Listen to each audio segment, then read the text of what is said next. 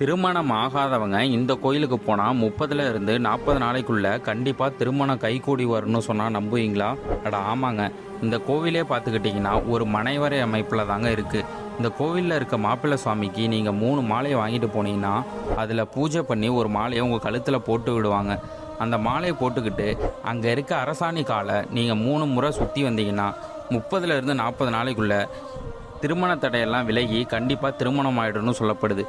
விஷ்ணுவுக்கு சக்கரம் கொடுத்த ஸ்தலம் இங்கே நவகிரகங்கள் கிடையாது. அதுக்கு பதிலாக கிரகப்படி உண்டு. இங்கே இருக்க பலிபீடத்துலேயும் படிக்காசு விநாயகர்கிட்டையும் நீங்கள் காசு வச்சு வேண்டி அதை வீட்டில் பூஜை செஞ்சால் உங்களுக்கு செல்வம் பெருகி வரும். ஆனால் அந்த பெண்ணாலும் 30 திருமணம், பிஸ்னஸ்ஸு, உத்தியோகம், குழந்தை நலம், உடல் நலம், படிப்பு போட்டு எல்லாத்துக்குமே விசேஷம் உண்டு. மகாவிஷ்ணுக்கு சாமி தான் சக்கரம் கொடுக்குறாரு. இந்த கோயில் எங்கே இருக்குதுன்னு பார்த்துக்கிட்டிங்கன்னா கும்பகோணம் டு பூந்தோட்டம் போகிற வழியில் திருவிழிமிழலை என்னும் ஊரில் தாங்க இருக்குது. இதே மாதிரி கோவில் தகவல் தெரிஞ்சுக்க நம்ம சேனலை ஃபாலோ பண்ணுங்கள்.